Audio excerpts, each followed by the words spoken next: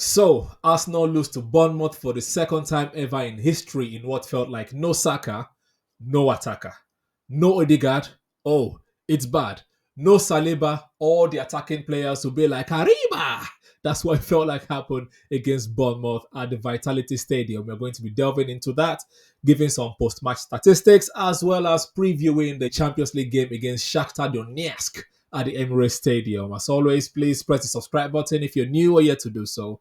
Like the video and also give us your own comments about what you felt about Arsenal versus Bournemouth, your own prediction and preview for Arsenal versus Shakhtar Donetsk in the comment section below. Let's go!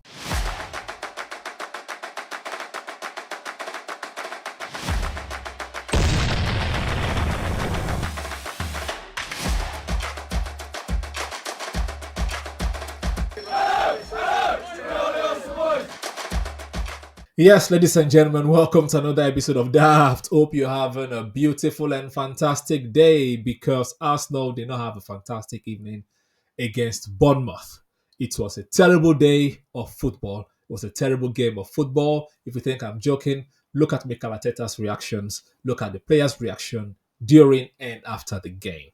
Right, let's start with the starting 11. Now, the starting 11 is one that you would think should be able to beat Bournemouth, right? The only difference is I wouldn't have started Ben White and I wouldn't have started Raheem Sterling.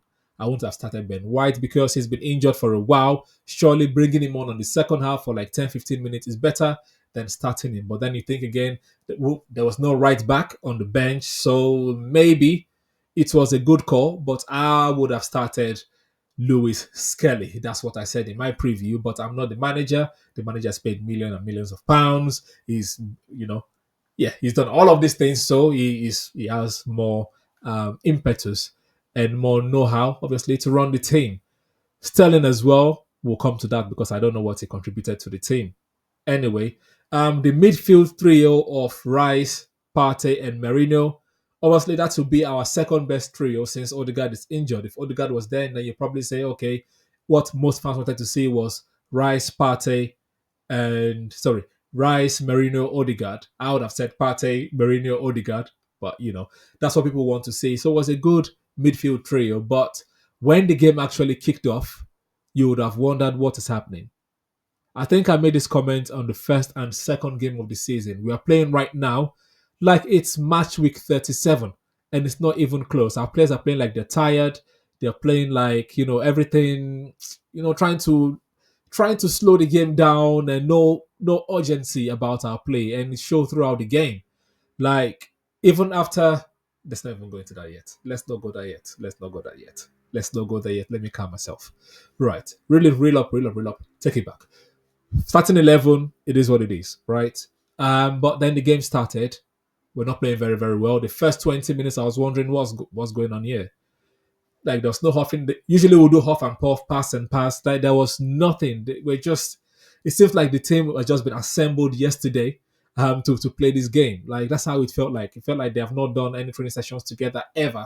I know some people will say, oh, there was just a few training sessions after the international break. That doesn't matter. They train every day up until international break. Surely they should have some chemistry in there.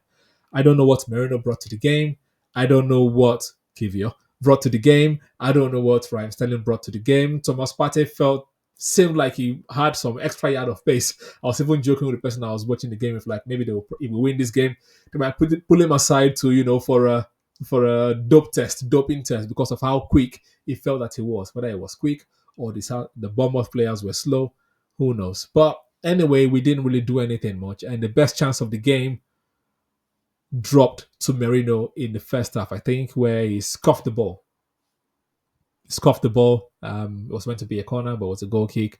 Blah blah blah. The second best chance dropped also to Gabriel Martinelli. What were you doing, my friend? What were you doing, my friend? Right, hit the ball straight at the keeper, and lo and behold, that was it. Saliba got a red card in the 27th-ish minute, 27th, 28th minute. It was a red card. There's no argument there. It's a red card. But then consistency, blah, blah, blah. The Liverpool-Chelsea game, something similar happened. And lo and behold, it's a yellow card. And the excuse is there were players around um, whoever. I don't know. I don't even remember. I'm still fuming from the Arsenal Bournemouth game. Anyway, Saliba's won. Fair enough. When it happened, I just thought it was going to be a straight red. No problem. The ref gave a yellow card, and the camera panned to Howard Webb in the stadium. He had his earpiece on. He was typing. Maybe he was telling them to go review everything. Blah blah blah. I don't know if it was re-refing the game. I thought they're not supposed to re-ref the game. VAR is not meant to re-ref the game.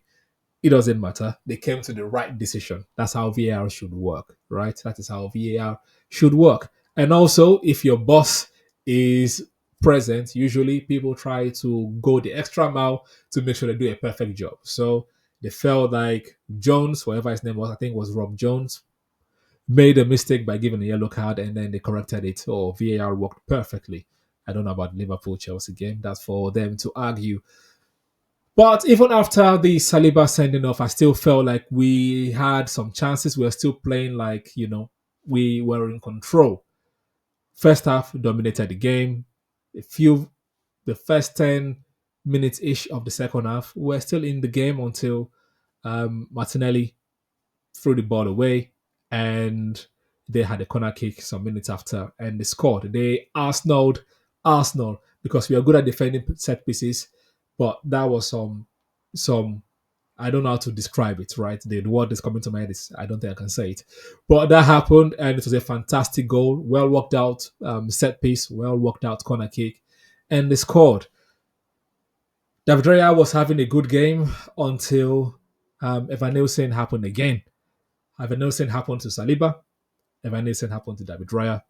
Got them a penalty kick, and Clivert put the ball into the back of the net. And that was the game, 2-0. But the game does not just end there. Good, fair play to Bournemouth. They reacted. Their subs did something. They called on their subs, and their subs changed the game. Christie, I think that was his second or third touch of the game that he scored. Our replacements, our bench, that we say are the better players, what did they do? Kivio. First of all, what was he doing at right back? What was he doing there? I thought he was a centre back. How come he is playing right back for the most part that he was on the pitch? He was on the right. Ben White is the right back. How come they can't play Kivio and I don't know what's happening. Maybe Ateta overthought the game.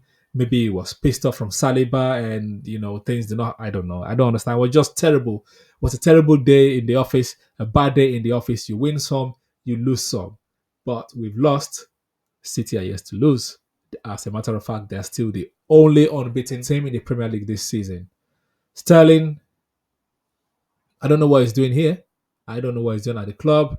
Someone needs to make sense of it to me because I don't think he had a good game. The usual Sterling. We know Sterling. We know what Sterling brings to the team. He runs, he dribbles, and in the final third, he can't find the right pass. He can't find the right cross. He had one good cross. Woo! Can you tell me another one that he had? But well, there's nothing to write home about that game. It was a terrible day, terrible tactic. Yeah, so we'll just say it has happened. What does that mean for the title race? Remains to be seen. It's only match week 8, but our boys need to get up. I think there's so much pressure on the Arsenal players. They are feeling too much pressure. They need to calm down and enjoy football again. Saliba's red card is the third red card of Arsenal for the season in match week 8. Even that season that we got 8 the second time. I think when we smashed the record of more red cards than ever. We didn't have as many red cards in 8 games. Rice has been sent off. Trossard has been sent off. Now Saliba has been sent off. It's a straight red, so it's going to miss 3 EPL games, and they're very big games. Liverpool, Newcastle, and Chelsea. Now let's go back to the transfer window. I gave the transfer window a 1.5 out of 10. Some people were losing their heads. Now you see why it's 1.5. No Saka. Now they have to be injecting him with some things to be able to play. No Odegaard and no Saliba. Do we have enough in the defense? Do we have enough in the attack? Because it seems like Saka is our entire attack. Now that he's missing, Nothing, no creativity. Nobody can score. Nobody can shoot. Havertz was useless in the game on the day. Ben White tried to do some overlapping, but because he doesn't have the chemistry with Sterling, they kept way like in each other's way a lot of times during the game. I was like, Sterling, move out of the way, man. Go inside. You're the attacker. Let Ben White overlap. But hey, it's just one game. It's just the first game that we're losing of the season. So I'm going to reel it in a bit. Let's do some quick player rating before I talk about some post-match statistics and post-match facts, really. But there's not a lot in this game because it was terrible. Right, so some quick player ratings. As usual, I'll do it good, better, all right, excellent, all of that stuff. David Raya had a good performance. Saved a lot of shots from Semenyo, even a double shot as well at some point. Apart from the only thing he did wrong was to give away that penalty kick. Right, you can say it is harsh, but we know that in the EPL, once the player has, beat the keeper, if the keeper touches the player, it's a penalty kick. And that's what happened. But good performance from David Raya. On the left starting, Calafiori, terrible game. This is his first terrible game for Arsenal because I didn't even see him throughout, I didn't see him throughout the game. Apart from the first 10 minutes, I didn't see Calafiori anywhere in the game. Semenyo had a fantastic time against our defense because Calafiori was nowhere to be seen. I didn't even hear his name mentioned throughout, even in the commentary. So, terrible game for Calafiori. Gabriel Magalhaes, all right game. I know he had an all right game. He held his own, but he can't do everything by himself. All right game for Gabriel Magalhaes. No stone cold this time. William Saliba, terrible. Terrible, terrible, terrible, terrible game from Saliba. You didn't need to do that, right? You did not need to do that. You didn't need to run across him. There's still you can do your recovery run. Ben White could have caught him. Like there's so many things that you could have done than trying to brush him on the shoulder. Because it's the EPL, everyone are all actors. You touch a player once, they dive and fall like you've broken your neck. So, terrible, terrible, terrible. Very terrible from William Saliba. On the right, we have Benjamin. He's just coming back from injury. So I'll probably give him an all right game. He had an all right game. But yeah. Thomas Partey had a good game up until after the red card and then he dipped. So overall, I'll say an all right game. Mikel Merino, terrible game from my perspective. I didn't know what he did there. It was meant to be the creative outlet. Nothing. I don't remember how many good crosses he did apart from the one that he gave to Martinelli that he scoffed. That's the only one I can remember in an entire 90 minutes. So, no, terrible game. On the other side, Declan Rice had an all right game. He could have done more. I don't know why people are scared to shoot in this team. If it's not Trossard, no one is shooting. That's terrible. But anyways, all right game for Declan Rice. Leandro Trossard, terrible game. I don't know why he was doing that back pass to Saliba. Right? There's so many people there's so many people to pass to. Why lobbing him back to Saliba? At least send him straight to the keeper if you want to do that. So, terrible game from Leandro Trossard. Kai Havertz, non-existent in the game. Let's not pretend like he did anything. So, terrible game from Kai Havertz. On the right-hand side, Raheem Sterling is as terrible as William Saliba in my books. He did nothing there. Just running, dribbling, dribble. And when it matters the most, you can't pass. Your pass can't even beat a player. You can't pass to save your life. That's what happened in the game. So terrible there. Subs, you had Kivio, terrible game. Who else came on? Let me just check real quick. Gabriel Jesus, terrible. Martinelli, terrible. Ethan Wanieri, all right performance. People are calling for this guy to start. I don't think he's ready. Lewis Miles Kelly, in my own perspective, has shown that he's ready to start ahead of Wanieri. Wanieri still needs to come in every 10, 15 minutes because all the little cameos that he's had, I'm not impressed. Even the Carabao Cup, yes, he had 2 goals. I still wasn't impressed. You can go check my review of the game anyway. But yeah, that's the Arsenal game. The manager, terrible day in the office. I think he was discombobulated. I think he was angry. But again, bad day in the office. So some post-match stats. Since Mikel Arteta's first game in charge of Arsenal on Boxing Day 2019, the Gunners have been shown 18 red cards in the Premier League, at least 5 more than any other side. right? Since 2019, is he putting too much pressure on the players? Are the players feeling the heat by themselves? But something needs to. I don't think it's a discipline problem. It's not like they were fighting or anything. It was just misreading the game, making silly mistakes, reacting in a silly manner. So, um, yeah, that's terrible. As I said at the start of the video, Bournemouth have scored their second ever, just one, beat Arsenal for the second time ever in their life. Arsenal have suffered just their second Premier League defeat of 2024. First one was obviously Aston Villa last season, and now against Bournemouth. And Arsenal have conceded 2+ goals in 3 of their last Premier League games, after having done so just twice in their previous 22 matches in the competition prior to this run. So the last 4 games would have been Manchester City, I believe 2-2. Leicester was 4-2, so 2 goals there. Um, Last game was Southampton. I think we won 3-1, and now we lost 2-0. So 2+ goals. That is not league winning form. You can't be conceding that many goals. Apparently, our defense is more solid. Our midfield is more solid. Our attack is the best in the world. Our transfer window was great. Just 3 key players missing, and now we are scrambling. Oh, is the title race over? Oh, shouldn't be the case.